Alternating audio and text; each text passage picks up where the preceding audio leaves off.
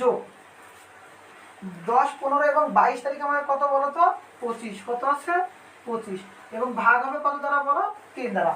ও ভাগ হবে কত দ্বারা 3 দ্বারা। ওকে, বুঝতে পারছো তাহলে তোমরা ভাগ হবে কত দ্বারা 3 দ্বারা। এইভাবে তোমাদের অঙ্কগুলো করতে হবে, এভাবে তোমাদের কি করতে হবে অঙ্কগুলো করতে হবে।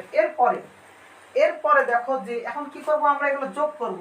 5 আর 3 যোগ করলে কত হয় বলো তো 5 আর 3 যোগ করলে 8 হয়। 5 আর 3 যোগ করলে 8, 8 আর 2 10, 10 এর 0 হাতে থাকলো কত হাতে থাকলো 1। ওকে 1, এই যে 2 আর 1 3, 3 2 5, 5 আর 2 কত 7, ভাগ হচ্ছে 3। এইবার তোমাদের অঙ্ক 70 ভাগ 3 বা 3 ভাগে 70 ভাগ। এই যে আমাদের অঙ্কটা সমাধান এসেছে, এখন এটা কি করব বলো তো, এখন এটা কি করে দেব ভাগ করে দেবো। যদি আমরা লব হরকে যদি কাটাকাটি করতে পারতাম করে দিতাম, আর যদি না পারি কি করবো আমরা এটাকে ভাগ করে দেবো। ওকে, তো দেখো তো ভাগ করো, বলো তো ভাগ কি হবে। 3 দিয়ে 70 কে ভাগ করো। দেখো তো 3 দুগুণ 6, নামলো কত 1 0।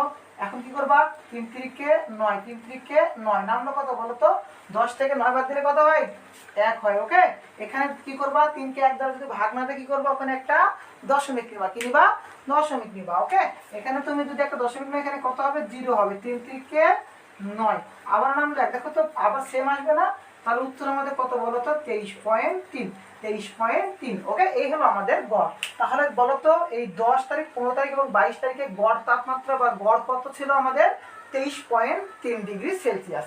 ওকে, গড় কত হলো 23.3 ডিগ্রি সেলসিয়াস। বুঝতে পারছো, এই হলো আমাদের ক নম্বর প্রশ্নটা। ওকে, এই হলো আমাদের ক নম্বর প্রশ্ন। এরপরে বলা হয়েছে খ নম্বর প্রশ্নে বলো তো মোট তাপমাত্রা কত। খ নম্বর প্রশ্নে কি বলা হয়েছে বলো তো মোট তাপমাত্রা কত।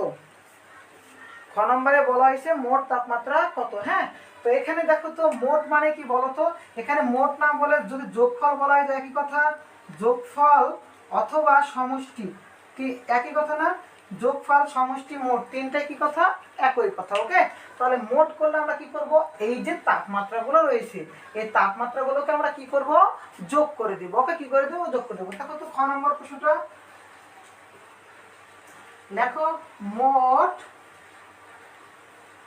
তাপমাত্রা। ওকে, অথবা জুলাই মাসের মোট তাপমাত্রা, অথবা কি বললাম জুলাই মাসের মোট তাপমাত্রা।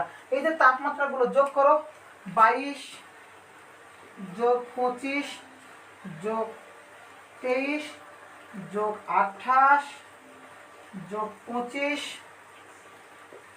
যোগ 32। ওকে, এখানে মোট তাপমাত্রা বলা হয়েছে, অনেকে কি করে টান দিয়ে যে কটা 6টা তাপমাত্রা 6 দিয়ে ভাগ করে দেয়। এখানে তোমাকে কিসে করতে হবে গড়ে করতে হবে, কারণ এখানে বলে দেওয়া হয়েছে 6 দিনের তাপমাত্রা গড় নির্ণয় করতে।